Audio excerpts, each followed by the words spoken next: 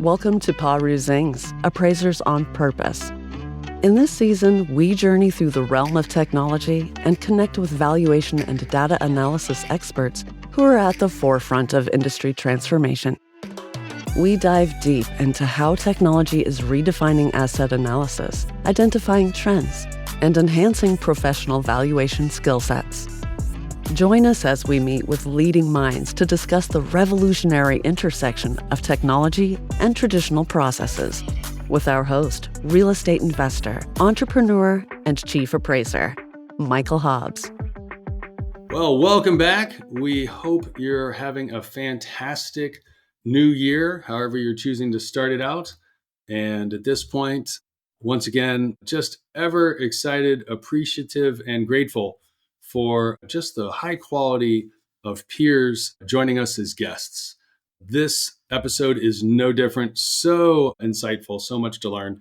Before we jump in, just a quick reminder, make sure to like this podcast on whatever medium you're listening to, whether that's Spotify or if you're on Apple Podcasts, or if you're on YouTube, which is our newest thing in 2024.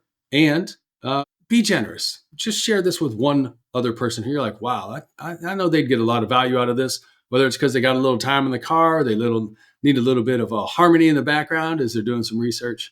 But we are excited today to have Mike Kirk with us. Mike, thank you so much for joining us. Thanks for having me. I really appreciate it. Oh, you are welcome, and thank you. Mike, we always want to know, were you born this way, or how did you get into the valuation and real estate appraisal profession? I love that question, by the way. Thank you. People have mentioned that to you. But yeah, I had an interesting path, unlike a lot of folks and I'm sure I've listened to your podcast for a while. A lot of folks come into this through family. I was not lucky enough to be one of those people. And kind of an interesting thing, I've been interested in real estate since I can remember. Like even before high school, I was reading books and just fascinated.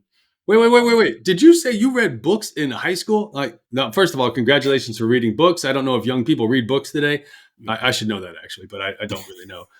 I mean, an actual book, like a physical book, of course. Book, yeah. And I'm going to show my age several times by mentioning, things like that probably. But, like a book. Yeah, wow, I actually read some books on it. Knew I like the... Wait. Now, here's the second thing. I mean, I know I'm interrupting, but you read books on real estate in high school. In high school, yeah. Mike, I love this podcast because no two stories are ever the same. Absolutely no one has shared. I mean, they've shared some someone recently shared that their first memory was being with dad, going to properties, and their responsibility was to try and push a broom. But you're reading books in high school. This is fascinating. Yeah, I was reading books and actually bought my first piece of real estate my senior year of high school. Oh my goodness! I need to call you for some mentoring or something. This is impressive. I don't know about that. But, I actually bought a couple of lots and just really around in the same neighborhood that my parents lived, and just they were opening up a new section and thought, hey, this is possibly a good investment. So just have always been interested. Wouldn't have been able to buy that if it hadn't been for the developer who kind of, said, hey, I'll give you an opportunity. I went to talk to him. He knew I didn't have any money and he financed them for me. And so, I got to talk to him about development. And so I just had all these different folks, like many of us, that these different points in your life that kind of steer you. And one of those folks was a teacher of mine, a business teacher in high school that was a real estate investor on the side as well. Wow. And, he drove nice cars and, it seemed like he really enjoyed investing and just always had something on some deal he was talking about. And so I was talking to him one day about, being interested in real estate. And he's like, what you ought to check out is becoming an appraiser, because... What? You got to be kidding me. He recommended that to you as a high school student? He did, but you're going to get a kick out of the reason why. He said, they come to my properties and they're there 15 minutes and they make a couple $100. There's a lot of truth to that statement. I remember early on when I got in the profession, people like, how much are you getting paid to do this? I said, dude, do you understand how much time it's going to take me once I leave? But the impression was you're here for, a couple snaps of a photo and a tape measure and boom, you're gone. Yeah. So that piqued my interest, but really when I started doing more research, found out quickly that you're doing more than 15 minutes worth of work. But the analytical side of it really caught my attention. Getting out of the office part of the time, it just really sounded amazing. I didn't know any appraisers. I didn't know, Wow.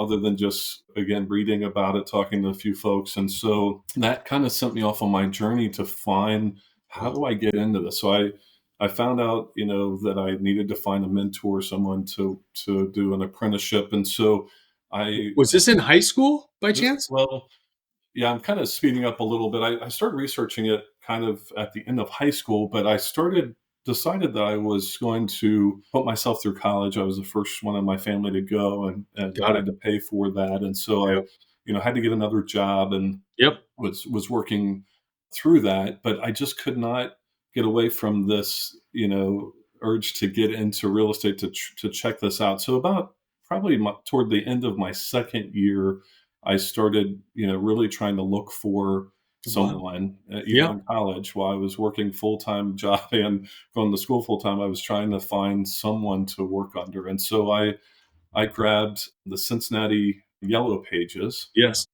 another book, right? And Now, I Mike, real called, quick, yeah, for most of everybody, like, our peers and everything, we know exactly. Like, we have an image in our mind what yeah, our local yellow pages look like, depending on how big it was, if we moved one area to another, and like the book changed in size. But yes. for some of those peers, possibly a little younger, who haven't seen a book, what is the yellow pages? It's a phone book that was put out by the telephone company, and the one that I had was probably at least 3 inches, maybe three and a half, 4 inches. It was a huge That's phone like book. bigger than your fist. That thing's Yeah, huge. and it was, it had a lot of appraisers listed. It had every business is listed in there, and that's, before people had websites, they had yellow page ads, right, and yellow page Wow. listings. And so I I opened that thing up, and I literally called every appraisal company in the book, not once but twice, and I got turned down by every single one of them 2 times. And it was, I wish Wow. I kept that book, because I don't know how many that was. It was a lot. Yes. And so I'm like, okay, this is tougher than what I thought it was going to Yes. be, right? So, but I still just was pushing. So probably, I would say I was in my third year of school, Mhm. college, and I actually went back to the same developer who financed the property for me my senior year of high school. Yeah. I started talking to him. I'm like, "Do you know any appraisers?" I thought, the only way I'm going to get through and find somebody is the network and really find a personal connection. And so he said, "You know what? I do have somebody that I know of that I can connect you with." And so I went and met with this appraiser, and I'm not going to mention any names or anything because it didn't work out too well. But I went to work And there. Mike, for what it's worth, I know I'm interrupting once again, but all of us have some of those relationships in our life that just didn't work out. Yeah, So it just didn't just, work just, out. just saying, you're not alone there. I mean, some were love relationships, some Yes, of them could have been other relationships, but as I hear much you. as I wanted to do it, I think I worked there for about 3 months, and just bad working conditions, Yeah. and and it seemed like any order that came across the fax machine. Do I need to explain what a fax You machine better was? exchange the fact sheet. Most of us chuckle and we're thinking about that lovely paper that rolled up and then It would, disappeared over time. But yes, yeah, it would curl please up, help and explain a little bit of that, Mike. yeah. So the fax, and I tell you, this person had a heck of a business. That fax machine sitting over in the corner, that paper would just come out of one after another. It Yes. seemed like most of the day it wasn't, but it just Yes. seemed like orders were just coming out. And like you said, the early fax machines, the paper would actually curl up because it was in a it was curled up to begin with, right? It was on a roll, and it would come out, and Yes. then it would curl back up, and like you said, it would fade over time, which is pretty funny too. But Yes. so that order would come out, and they would just kind of fall on the floor, and that's just money sitting. I'd look over, and I'm like, that's $2,000 worth of appraisal sitting right there, and so Man, so many people would love to have a fax machine today that was spitting out those kind of orders right yeah, now. and this person was staying very busy, and you had to get to the paper because she had 6 dogs in the office as well. And so you had to get over there before they took off with, one of them. So that was, yeah, that was interesting. and when the phone rang and the dogs were barking, it just was a tough place to work. Let's just put it that way. So anyway, I learned a lot from there. I learned that, maybe a couple things that I didn't want to do in my appraisal career. And that's great. And I appreciate the fact that the opportunity was there and I learned something from it. But I had to go back when I decided to leave there after 3 months. I had to go back to my old college job. Luckily, I'd done a good job there. They, open arms and said, yeah, come on back. And so I went there, and it took me almost another year to find somebody else. Oh my goodness. So finally work with. So that's Mike, real quick. I mean, this is amazing. So you went back to being the drummer in the Rolling Stones for a year, and then you left to go into real estate appraisal.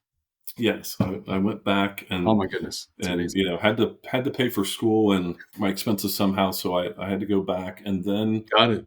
I finally, through a friend of a friend, found a gentleman, great guy, a real estate broker, doing most of his business as a broker, but had his appraisal license and only had one client. It was a savings and loan company. That's the only client he had. So he said, Mike, I would love to help you, but I really don't have any work for you. I do this one deal. They want me. I can't, I'm not going to give that up. And I said, well, what if I bring clients to you? What if I go out and get business? And he looked at me and said, yeah, I think we can make that work if you think you can go out and get the business. So I took his business cards and his samples, and I went out and I started knocking on doors and I started picking up clients. And all of a sudden, within the first year, I actually had to hire someone to work with me because we were so busy. And he was training me and signing off on everything. Sure. But they were all, and the deal was that they would be my clients later. He knew I wanted to have a shop eventually, and we just made that deal up front. And he talked me into getting my real estate license and working for him. And so I did that as well. And so I was an apprentice with an apprentice, which is very rare, I think, to have in this industry. It was different back then, right? Compared to what it is today? Yeah. So, and that, I really didn't have much to offer the gentleman that came to work for me. It was a friend of mine from high school, but I said, listen, you hang with me until I get my license and get up and running, then you'll have equity in the business. So that's basically, he was working sweat equity, and I wasn't making hardly anything because I was, paying this gentleman and paying expenses, and I was paying this other guy to help, and he wasn't making a ton. So we just kind of bootstrapped and just kind of made it through this tough period for a couple of years. But I loved it. It was so exciting. I loved going out and doing the appraisals. I actually loved going out and getting the clients and talking to them. And it was just a blast. I was selling a little bit of real estate at that time. And that's how I got into this crazy business. It was not an easy path. And I've been, blessed to be able to help other folks get in a lot easier over the years to try to help, because I knew what that was like coming in. And so that's my story is how I got into this business. Fantastic story. I'm just curious. So you reach out to the developer who helped you buy your first investment properties, and he tells you should become a real estate appraiser because they show up, they're there for 15 minutes, they get paid a couple $100, and then they're gone. You follow up on this, you investigate it, you realize it's so much more than that. I'm just kind of curious, inquiring minds want to know, what kind of books did you, or a book or books did you read back in high school to start to build your knowledge around either real estate or valuation or appraisal or investing? You know what? I need to go back and look. I probably still have some of those books. Wow. But I can't remember all of them. I remember reading, well, I don't want to get political, but it was one of Trump's books. I have no doubt. He was a big name back then, for very different reasons than he was now. Yeah. So I remember his book. And there was another gentleman that I just can't remember his name. One Carlton Sheets, was it? No, I don't. No, it wasn't him. It's a different book. Yeah. But there was a couple that I just couldn't, any business class, any real estate, I just couldn't get enough of that. In fact, all of my business classes I ever took in high school and college and real estate classes, I always did extremely well. Not so much maybe in some other classes, but I just, that was just kind of my area that I enjoyed. And when you enjoy it, you research, you do more. And so, yeah, I've always been connected, and actually, went on to get my broker's license and own part of a brokerage as well as a real estate company. And my first, worker that I mentioned came on and became a partner of mine. And so we just kind of took off. That's great. In that realm. So it was pretty exciting. Fantastic. And then when you got started, I don't know if you said it, but it sounds like you probably got started in residential. Is that the case? Yeah. Okay. Yeah, what was it like learning back then in residential? So here you are, you're new, not yet asking about the fact that you were a trainee with a trainee, but just getting an opportunity to learn from someone who was more established and sounds like had a better working environment and took an interest in developing you, not necessarily that first person with all the animals. What was that more professional experience like that you had? Yeah, so it was really night and day from anything that I had experienced. This gentleman had an office at downtown in a small town, that was close to where I lived, and he was one of the pillars of the community, and really a lot of folks respected him in that area. He had a good work ethic. Mm-hmm. He really tried to do everything the right way, and so it was just night and day difference. The nice thing about it is, he was a little more old school in some ways, which was fine. I learned a lot from him, but I was actually able to help him kind of update some of his, technology and using, the appraisal software that maybe he wasn't using before that, and even getting some of the, MLS stuff online that maybe he was looking through books and that sort of thing. So it was kind of a win-win, I think. I mean, I was definitely getting more out of that relationship, but I was able to help him a little bit with some of, bringing him some of that technology and making him a little more efficient. And actually his son ended up getting into the business, and Really? that appraisal business is thriving today. And it was really only one client back then. So I think it kind of reinvigorated his appraisal business as well, even after I left. So where his son came in and they kind of built something, they always had a great brokerage, but they built up that side of it. And to this day, his son is still running that appraisal business, which is really neat to see as well. It really is. That's fascinating. So you get this opportunity to learn. Back then, I'm assuming what? Clipboard, pencil, paper, tape measure? Some kind of camera? Yeah, that's right. The digital camera came in right after I started. It was a couple years in. It was the digital camera was not until I went out on my own, after my apprenticeship. Oh, okay. And as soon as it was the Sony camera that wrote to the 3.5. Oh yeah, I had that one. Was it blue? Grayish? Grayish, something like that. Yeah, I think I finally got rid of that thing not too long ago. Well, that to me, like anytime any new technology came out, we were trying to invest in it. We started doing the mobile. You had to buy the device. At that time, we were on, I think, a la mode, and they had their own device to go out and collect the data, and that was always fun because, in the early days, like the cameras, the floppy disk would have an error, and you'd have to go back out and take all your photos again. There were just times that things did not work out, and every time you took a picture, you would have to wait, 10 seconds for it to write to the disk and before you took the next one. But listen, it was still better, especially being a rural type appraiser, to go get film developed. It was a half-hour drive for me, and I would stay and wait on it. Yep. Because I was usually trying to get back. Now, you go there every day and they get to know you. They don't, even the hour turnaround time that they quote people, you're not waiting that long because you're one of their better customers. So sometimes they're getting it turned around in 15 minutes or whatever, but it's still going to take you an hour to just go get your film developed for the assignments that you're working on. And so, the old forms and worms decals and that sort of thing on the maps, and photocopying all the pages when you were done, so you'd have a backup copy of it, and then delivering that or sending it, FedEx or whatever if you're trying to get it to them quickly. So, that was how we started. So you can imagine when electronic delivery came through and all the other things, it was pretty exciting stuff for us at our little shop that we had.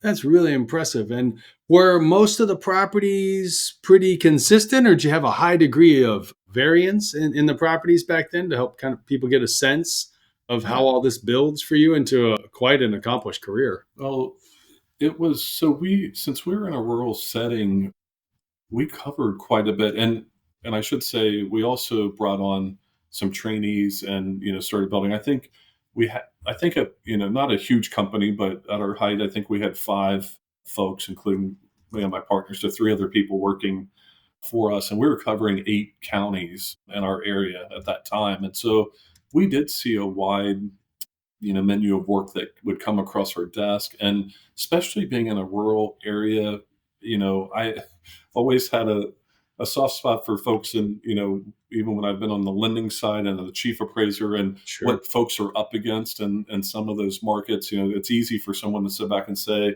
this comp is 20 miles away or it doesn't look like anything, and you start to dig in, you're like, they didn't really have anything else to utilize, in this instance or whatever. And so that was some of the things we were doing. In fact, some counties, even though as auditors were coming online and stuff, there were still some counties, one in particular that I can remember, that I actually paid somebody that had a service that would go and make photocopies of every transfer every month. Wow. And then they would send them to me, and I paid them to do that just so I wouldn't have to drive to the courthouse every time. I had every single transfer in my office. Oh, that's impressive.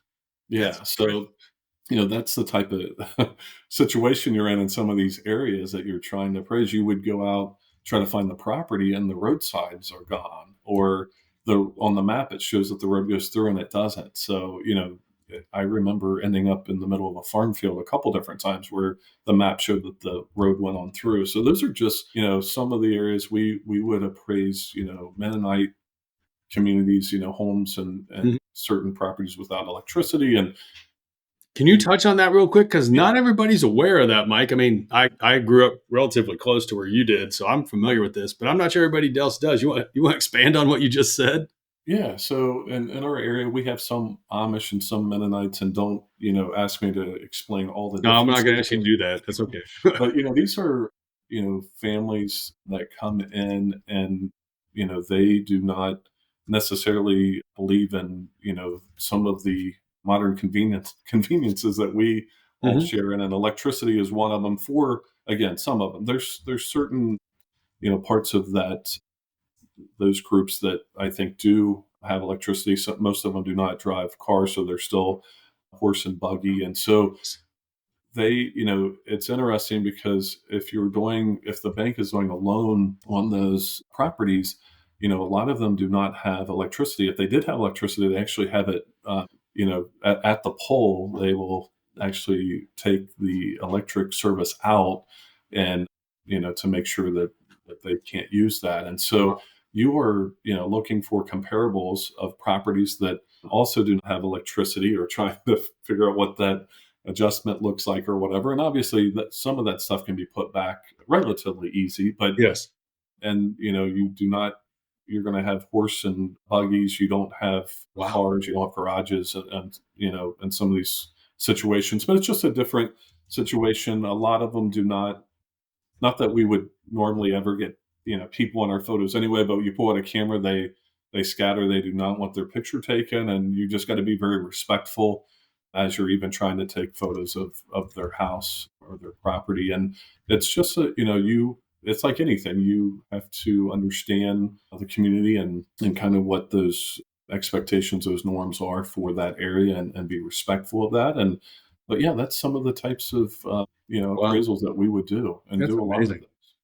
Fascinating. So, it's one of those wonderful insights that's gained by connecting with people from across the country, because different local or even regional areas have property types, experiences, communities that many people have either never heard of or will never experience. So thank you for sharing that, Mike. Sure. Absolutely.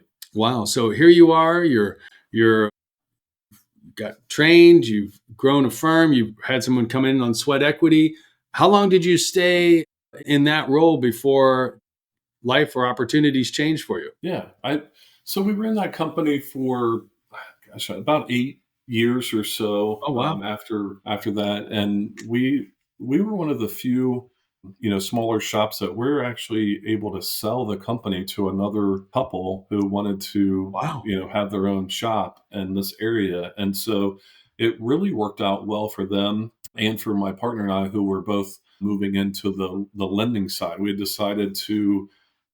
I'm one of these people that I always like to learn. I always like to have Sure. new experiences, and so and we had my wife and I were starting our family, and obviously being an entrepreneur, owning businesses is not the easiest without health insurance and some of the other things. I mean, we were doing fine with that, but I just really had for some reason I wanted to understand the lending. I wanted to understand the review side, and so I actually found a position with Provident Bank. It's no longer there, been bought out, but it was out of Cincinnati, and it was a 3,300 employee Ooh, bank. that's a good sized bank. Yeah, it's a decent sized bank for the city, and they were looking for somebody to come in and help them in the review department. Hmm. And my business partner actually went to a different bank, and so we were kind of moving just in a different phase of our life. Sure. Decided to sell the company, and it worked out great. The couple still own that business today under a different name, Oh, wow. because I had my name on. I'm like most people, I'm not Sure. very creative, so I had my own name on the company, and so I Hmm. did require them to change it over time, just in case it ended up changing hands, and just so that my name wasn't out there on the business, not knowing who would own it in the future. And so, but they, yeah, under a different name, they're still running that business, and again, pretty neat to see. And some of the, trainees that we had at the time, we got them through before we sold, and just made sure that they were on their way. And there's a few folks out there. In fact, one is I think at U.S. Bank still, and another one's Wow. maybe at Citizen. We That's have a number of impressive. folks. Yeah. Congratulations. I mean, that's always a strong validation when the people that you've spent time with, invested in, show up in other places. Yeah, None of us exist by ourselves, and it's all because of what others have contributed and invested. And that's wonderful to yeah, hear, Mike. yeah. So went to Provident Bank and learned how, I'll be honest, it was a tough transition at first because, I was out running around running my own business. And then all of a sudden I was in a cubicle reviewing appraisals all day. Ooh, And ooh, I'm like, this doesn't work well, So I went and talked to my manager, and he said, you don't have to sit there all day. You can get up and walk around the city for an hour if you want to. You go, you can do this and that. You can walk maybe around go the look at a city. property if and I just thought I had to sit there, and that's what Yeah. I was required to do because that was all new to me. And so, I started finally getting more comfortable with that. And after about a year or so, there was an opportunity to actually become a manager. And so I started managing a smaller team in the consumer side, the home equity side, and really actually enjoyed that a lot. The bank was also working with automated valuation models. So I got to learn, we were using those, really to double Yeah. check some values and do some other things. So I got to do some testing and kind of learn that side of it. So that was really, Mike, what year was that? exciting to me.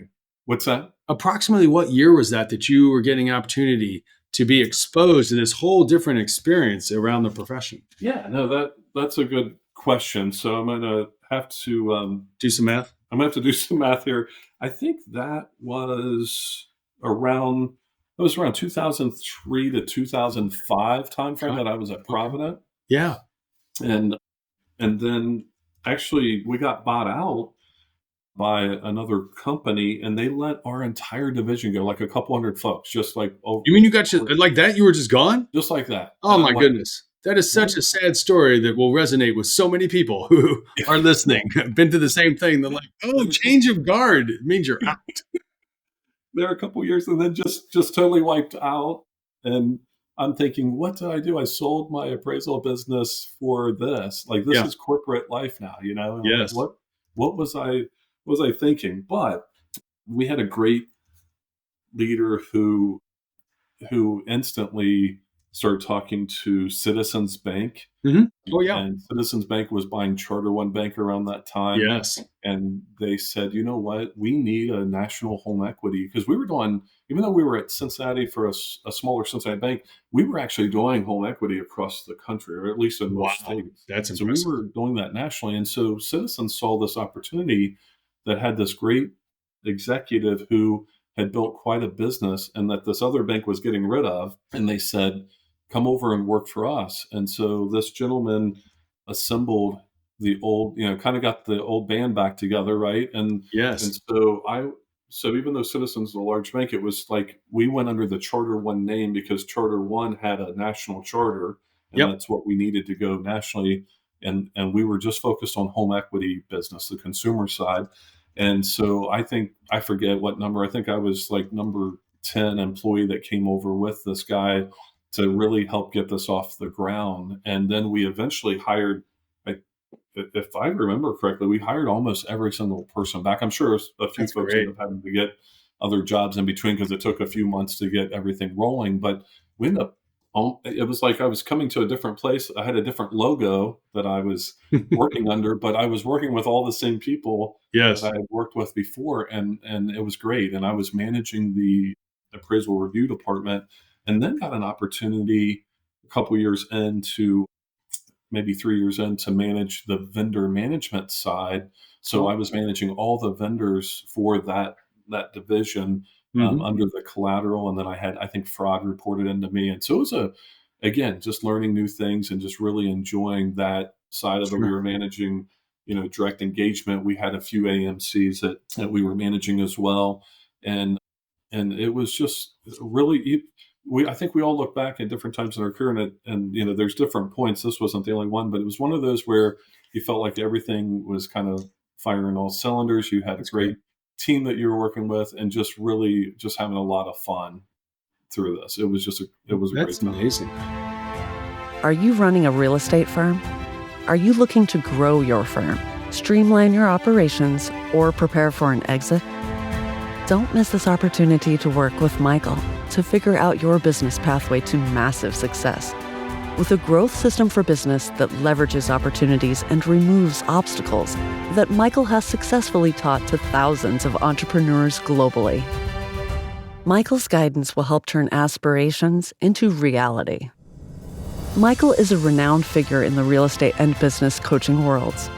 As one of only 5 individuals worldwide for Entrepreneurs Organization, Michael serves a dual role, training business owner participants in the EO Accelerator program, while also upskilling EO members' impact and capacity to lead multi-million-dollar businesses. Get more out of your business. In working with Michael, you can achieve the growth, profitability, and life balance you desire. With Michael, it's not just about business growth. It's about redefining your purpose for business and for your life.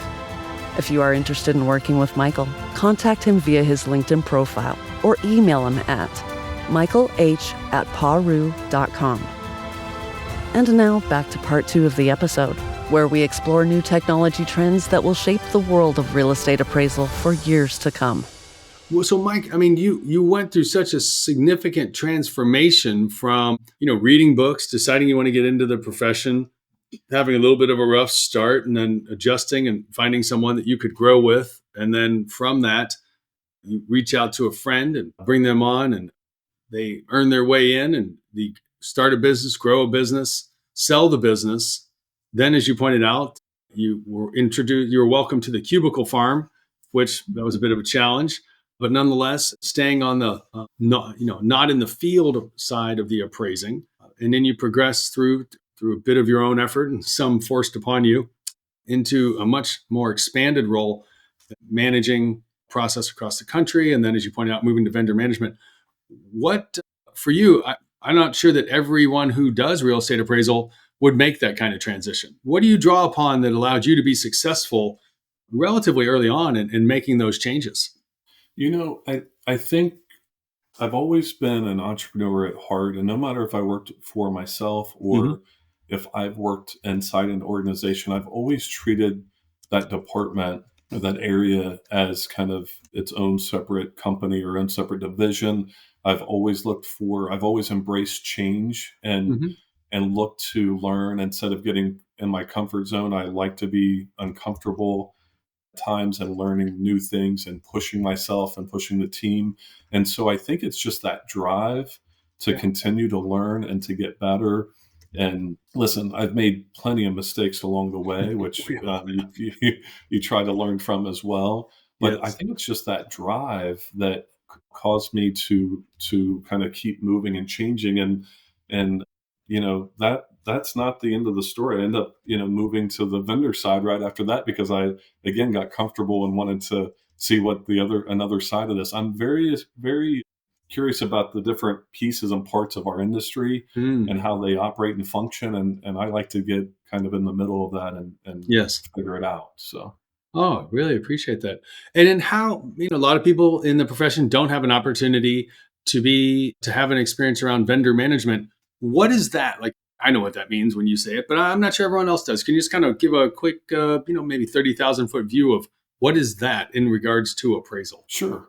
So, we're seeing more and more folks that have, my background, our type of background in vendor management. But back in the day, it was, really kind of separated out. Sometimes it would be a processing manager, somebody that would end up in that role. And so the vendor manager, and in this case, was really just valuation vendors that we were managing Oh, okay. for the most part. But we were managing, appraisal management companies that were doing work for us, and we were monitoring them, we were scorecarding them, we're doing due diligence on them. And of course, later, when I first started in that role, we weren't going on site, but later it turned into going on site to actually see the processes and Oh, wow. double check to make sure they're doing everything that they say they're doing. And then same thing with individual direct engagement. We're managing those panels. We're looking see if there's any customer service issues, if there's quality issues. So we're pulling in data from different departments to make sure that folks again are doing that. If they need, training, we would try to work with them. And so it was exciting because like I said before I got in there that, a lot of these banks had a history of not having somebody with an appraisal background managing appraisers or appraisal companies. And so to be able to come in and kind of know what it's like to do rural appraisals or complex, appraisals, or, maybe even have a bad day or have, a situation where a family member is in the hospital and Yeah. that's why you went MIA, is to really understand what's happening there. And Yeah. then to also be able to help provide training and help, try to lift that panel up instead of coming down. Now, of course, we would have to remove folks after, we went through the certain steps, but instead of just saying, the first strike you're out, like, hey, let's find out what happened, because there's something we can help them with, that they need some training in this area. So really trying to push through and again lift up that panel, because you're one of them, you're licensed, you're certified, and you're a part of that group. And so really trying to do that was going to be very important. And I should mention too, you know, HVCC came down right at the end of my tenure Ooh. at the bank, and that's really what kind of pushed me out, to be honest with you, because Yeah. we took we kind of took the stance that we were going to move everything to AMCs, which again I work with AMCs. I'm not saying but at that time there was I'm not saying we don't have bad ones still, but there was a lot of bad AMCs. There was a lot of AMCs that were definitely taking advantage of appraisers. And we also, there was really, the partnership went away, like Got it. working together. Yeah. That that regulation, that rule, really changed the industry, and my opinion, not in a great way. And so it really caused a lot of issues. In fact, my reporting structure was then going to go into a different spot in corporate instead of being kind of local there. And so the whole thing was just really changing in front of us. And that's actually why I decided to move then to the vendor side. And I was interested in, what are some of these AMCs? What are some of the good AMCs doing out there? And how can we make that better? If appraisers are going to work for these companies, like what can we do to try to, push that along and make it a better situation. And so that's really what prompted me at that point after 5 years of being at Citizens Charter One is to move on. Oh, that's fascinating. And I appreciate you sharing that because some people don't have the history of that regulation that came in and we definitely experienced that. The phone call we got saying, "Hey, just want to let you know that there's some changes." I'm like, "Oh, okay. Like you getting promoted? What have you?" Like, no. I'm like, "Well, what's going on?" They're like, "Yeah, there's this new stuff we got to comply with, and yeah, somebody else you're gonna be working for somebody. You're gonna be reporting to somebody else now." I'm like, "Where are you going?" They're like, "We're here, but you're gonna talk to them instead of us." We're like, "Well, we like you." They're like, "Well, we like working with you too, but it's not going to be that way any longer." And we literally saw such a massive shift. Quite honestly, we didn't like it. Maybe some people did, but yeah, I thank you for sharing that. It brings up some harsh memories. Yeah, actually, I kind of forgot about that until I started thinking about why I left the bank, because it really was a good situation up until then. Well, we had our main leader left the bank about around that time, and then we had these changes, and it just wasn't the same. It wasn't anything against the bank. It was all the regulatory, all the things that had happened.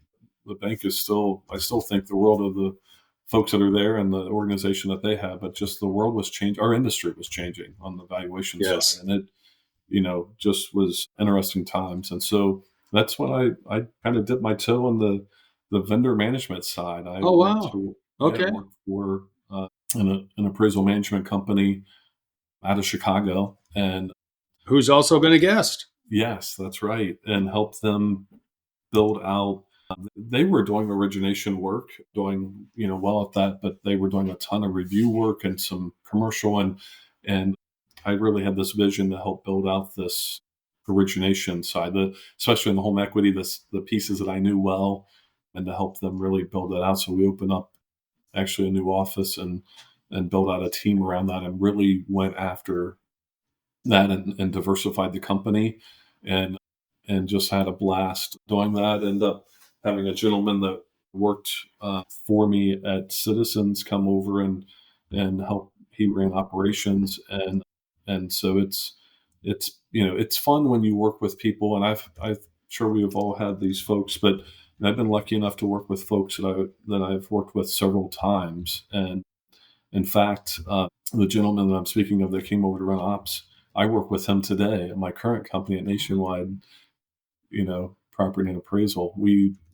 have worked together 3 different places now, and I've had that with a few different folks. In fact, my old business partner that I spoke of, we worked together at 4 different places. So Really? it's like, yeah, when That's you fantastic.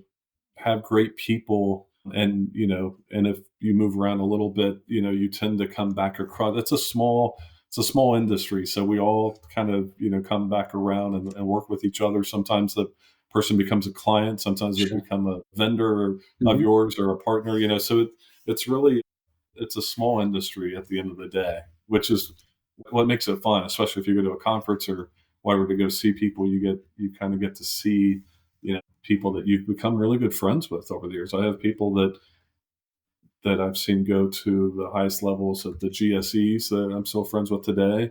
I've had people go to other banks and other AMCs, and it's just great to see those folks doing well. And some of us started off together, some of them worked for me, I've worked for them, and so it really has been a great career. It's been a great journey so far. I'm really encouraged to hear that. And I think for some people, many people listening, they very much know that. That's one of the reasons why they love listening to the podcast. But for others who also love listening to the podcast, they are not aware of that, despite the size, relative smallness of the industry and the opportunities that come up to, again, work with someone in some capacity, working for them, they work for you, working side by side, some kind of partnering, whatever that might be. And that is a fascinating experience, and that you were able to take what you had learned from some of your prior employment opportunities and join a firm and help share that knowledge and help them succeed as well. That's fantastic. Is that where your career ended, or did it continue to move on? So it continued. So I was working for this company out of Chicago, like you said, Steve's been on the podcast. Great guy. Not very good at air hockey, by the way. Oh, that's good to know. We're gonna have to challenge Steve to some air hockey. Steve, you hear this? Calling you out. Yeah, we had a showdown in Grand Rapids one time. You'll have to ask him about. But anyway, great company. But there was some folks. I talk about working with people multiple times. There were some folks that were at Huntington Bank, the Huntington National Bank.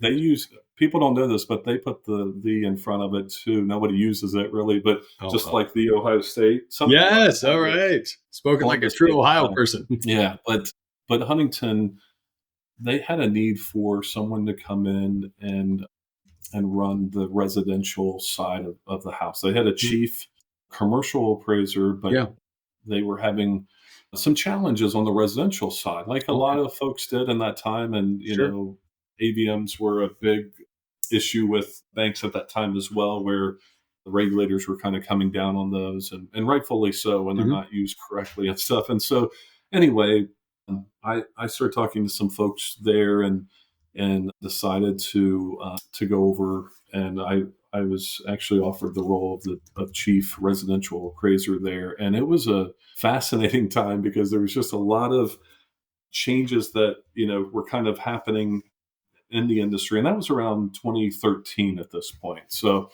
just a lot of things kind of happening there. They, we definitely had to retool and kind of redo some of the policies, procedures. We had to clean up some things. We had some ABM issues that we needed to clean up, or we weren't going to be allowed to use them anymore. And so we had a few things that we were working on, and it was a great time. It was a ton of hard work. I joke about it because I said, I thought I negotiated a pretty good deal when I first went over there, Michael. But, when I think the first 6 months, I was working, probably 16-hour days. Oh my goodness. You worked the full year before you got out of like the second quarter. Yeah. And so I was adding up, and I'm like, okay, I didn't do such a good job because, my hourly wage at 16 hours a day is just a little crazy. It wasn't, I can't say it was 16 hours for the full 6 months, but it was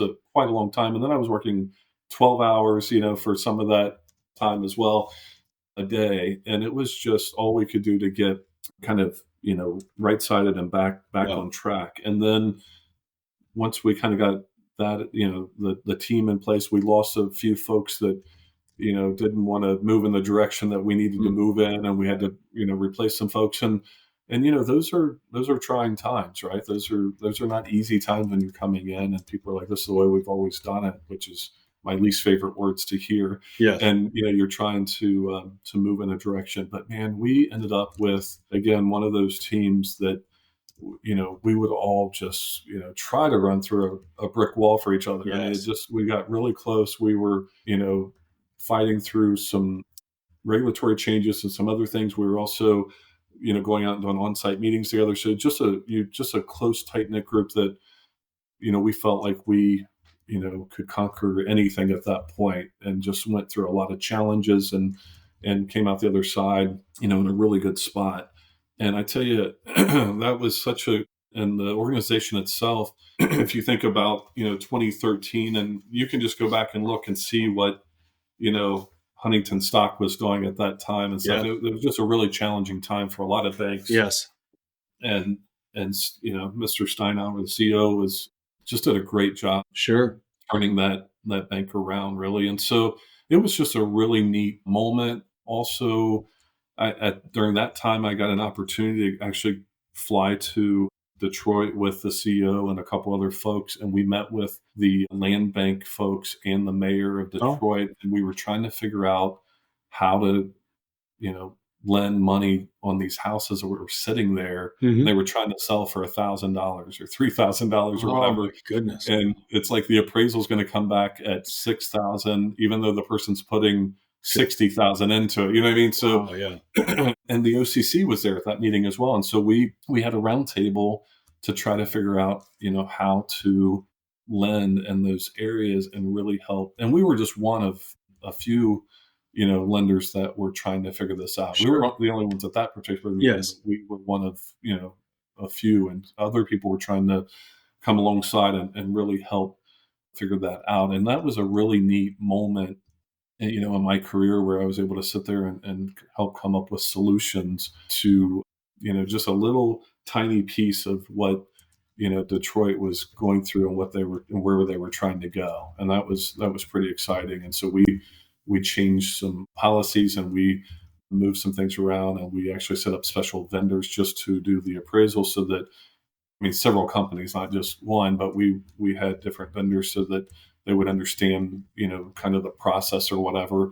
And then we got regulatory changes to allow us to Oh, wow.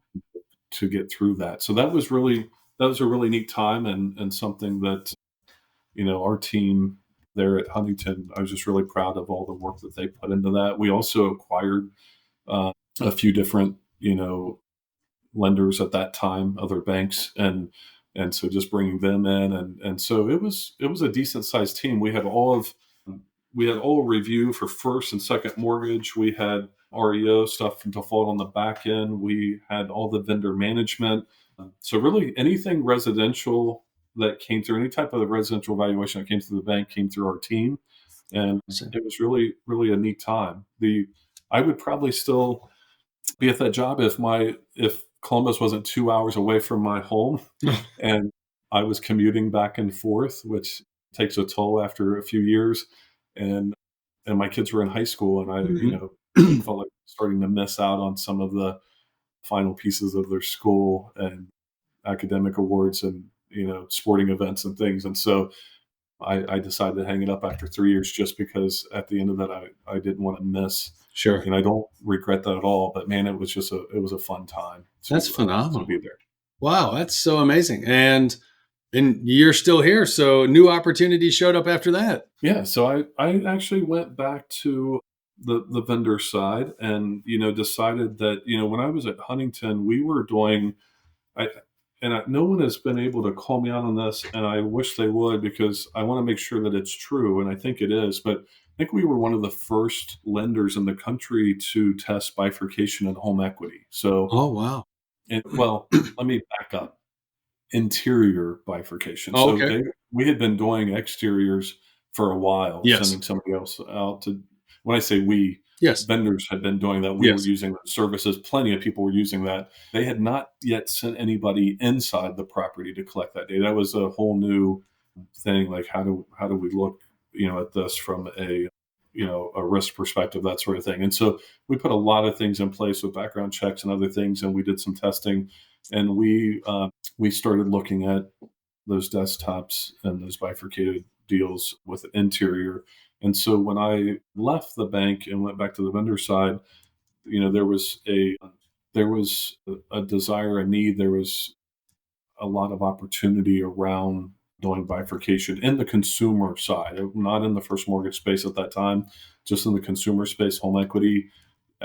As you know, Michael, it's very competitive. Costs are, yes, and turn time are the key to winning those deals. And so, we really worked hard to build out products. The other thing I'll just mention is, because I'm sure folks, especially appraisers out there, like, okay, you're taking, part of this business away. But the way I looked at it is, I had worked at these institutions. I knew where we were headed. We were headed towards more AVMs. We were headed towards, some of these lenders being able to just cut out. We were headed towards more waivers.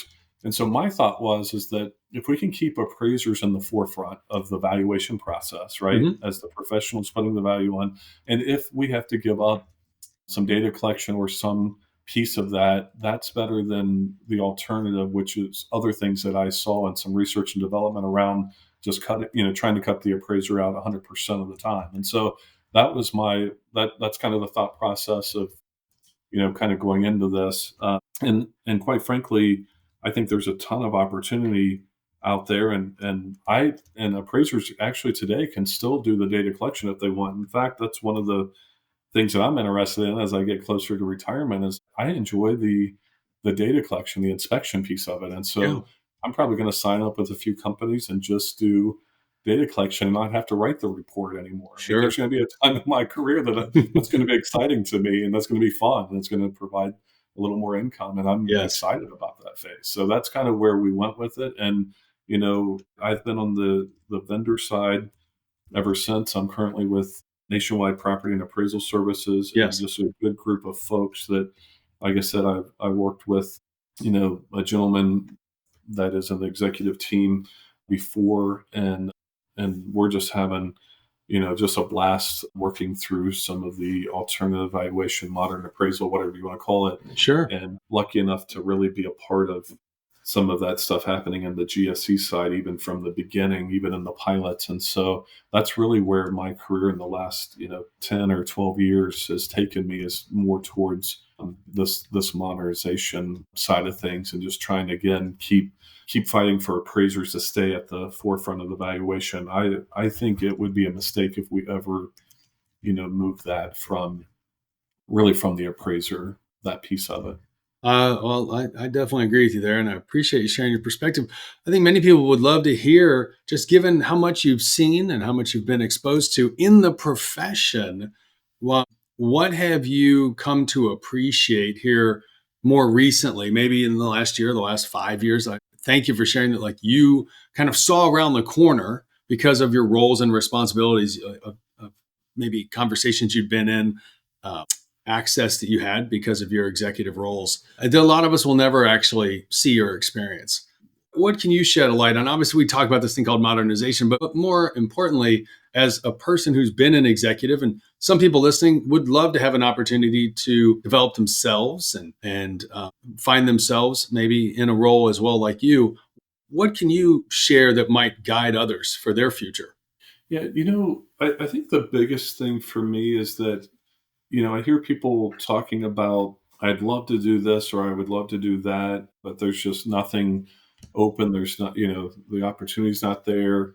You have to put yourself out there. You have to go out and make things happen. You have to network with folks. You have to ask questions. You have to continue to drive towards the goals that you have. If you want to become, a chief appraiser at a bank, or you want to become an executive at an AMC or whatever it is, you have to go out and make that happen. And let me just mention one thing that it wasn't surprising to me, because that's just how I thought about it. Yeah. But it's surprising to other folks when I mention it to them, is that I can think of at least 3 roles that I've gotten over the years that there was no opening for that role. And what I mean by that is, okay. I actually went to the organization with a business plan. Yep. And I said, hire me, and here are all the things that I can do. Here are the clients that I can bring in, or here are the products that I can build, or here are the things that I can do.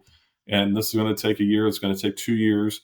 And, this is how much I'm asking for. This is the return. And it's a mini business plan for them acquiring a person, not a business. Sure. But you bring me on, and this is what I'll do. I've done that 3 different times in my career, where there was no opening, not even a hint of them looking for that particular thing. So that's what I mean when I say you have to do the work. I couldn't have done that in the first 5 years of my career. Yes. But as you start building and you specialize, or you get expertise in certain areas, you can absolutely go and listen. These owners are business people. They are looking for ways to grow their business. They're looking for opportunities, and they're looking for, they're looking for people that can do that. And if you can show them the path to that, now you have to be able to deliver that. And, once you do that once, it gets even easier to, now you have a track record. And so you can continue to do that. But I would just encourage folks to continue to learn, educate yourself, put yourself out there in networking. Listen, I love people, but my wife thinks I'm crazy when I say I'm a little bit of an introvert. And what I mean by that is, when I go into a room full of people, I'm not that social butterfly that's flying around. Totally get it.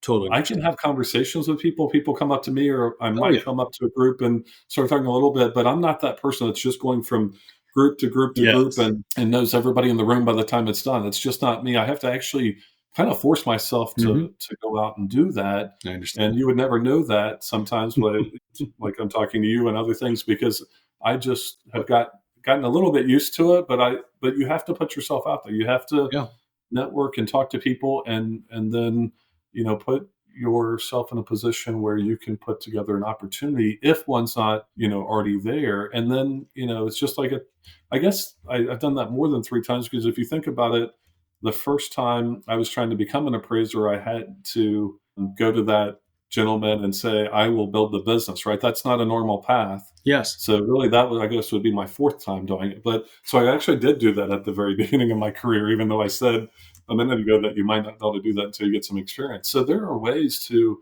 continue to push and educate and just kind of, make things happen when you don't see a clear path maybe sometimes. So I just want to encourage people to keep driving and keep pushing and just go out and talk to as many people as you can. And thank you, Mike, for sharing that. I mean, what I really hear in that is your willingness to share a desire that you have in conjunction with another or others. And some people are going to say yes, some people are going to say no, but that willingness, as you said, I heard you say, to continue to put yourself out there opened up more doors over time. And then you develop a track record for actually delivering on what you say you're going to do. And I don't know about you, but anybody playing fantasy football, you know that it's all about the numbers. It's like, look at the stats. I want them on my fantasy football team. I'm not much a fantasy football player, but my brothers love that stuff. So I learned a lot about it by listening to them. And I see the ups and downs and the heartbreak they experience when somebody doesn't do like they expect. But it's all about that consistent performance over time. Hearing that you have demonstrated that and had a significant influence at a number of places where you've worked, and you're doing so again now. That's just really encouraging, Mike. Yeah, thank you. No, it's been fun. And let me just clarify one thing. I make it sound like I've done it, all on my own. Oh, no, it's not you. You definitely part of a team. I'm 100% certain. I loved your comment, like just, personal input here. I loved your comment that the industry is, although quite large, is really quite small. And having that opportunity to connect or reconnect with people over and over. I think you said there's some people you've worked with 3 times. I think your original business partner 4 times.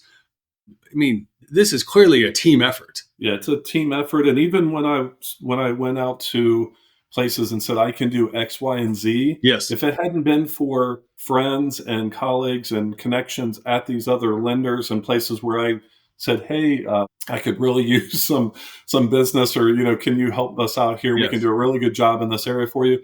If it hadn't been for folks like that really coming through and my entire network, I wouldn't have been able to do. So that's why I said, it's all connected, right? It's all, something that we have to work on throughout and network and make sure that we have really all these things in place in order to be successful. Because it's one thing to say, I can go do this, but if you don't have the connections in some of the other areas, you're really not going to get very far. And so it's been those other folks, even at lender shops, at other AMCs, that have really helped, guide this and push it forward. So I just, want to take this time to really, thank everybody that has helped me along the way. It's, even 3 of the lenders I worked at was the same gentleman. Yeah. And I'm going to mention his name is Jay Plum, who, brought me along and really helped me and mentored me. And that was, a key to my success as well. That's fantastic.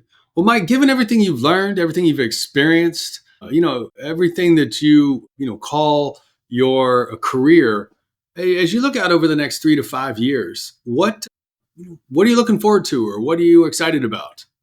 I've been waiting for over 20 years for us to really have this moment in time where we're starting to innovate in our space. Like, we've done things for so long, up until just a few years ago, we've done things the same way in many ways. Now, we've had, like you said, we've had technology tools, cameras, and little things like that have come along, but it really wasn't until, COVID, as horrible as that was, that, forced us kind of out of our appraisal box that we've been in and forced us into, data collection and using apps and technology. And we're seeing, AI coming in our industry finally.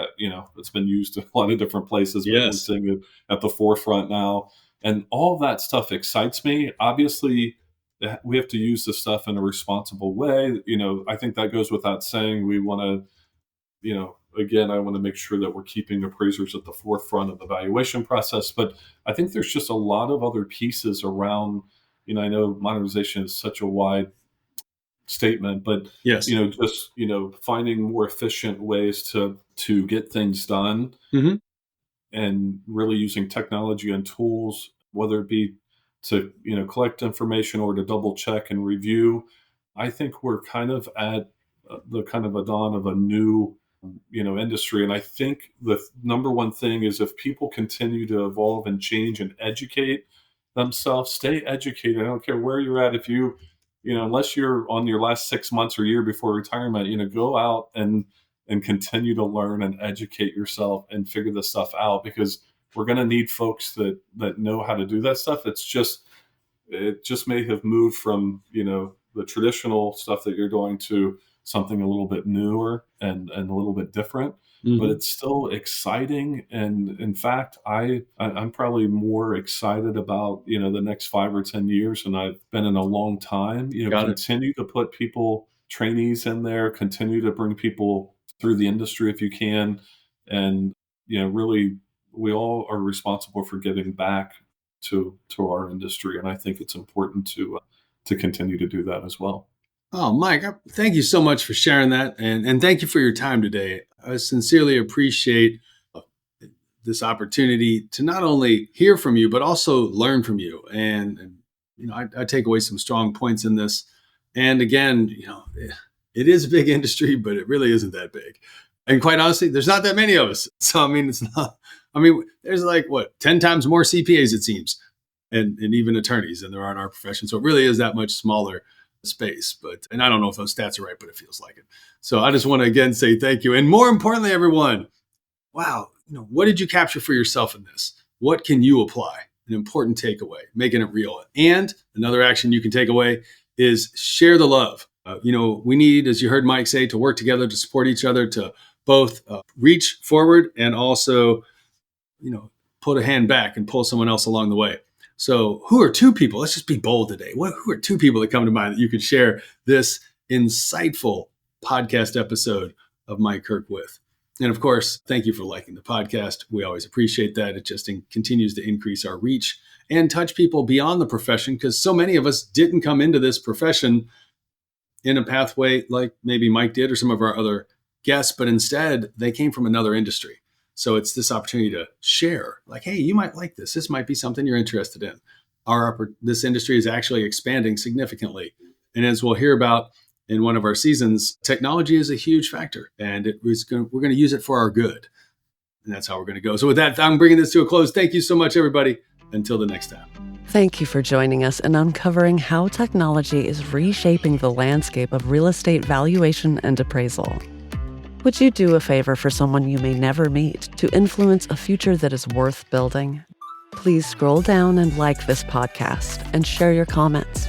Stay engaged with us on LinkedIn, YouTube, and your favorite podcast platforms to catch every moment of innovation and expertise shared. Got an idea or a suggestion? Share your thoughts and questions with us. Let's continue to grow together, embracing the tech evolution that is enhancing our industry's effectiveness and efficiency.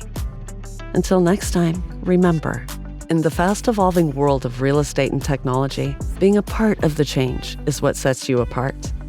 Keep creating the future by striving for excellence and innovation.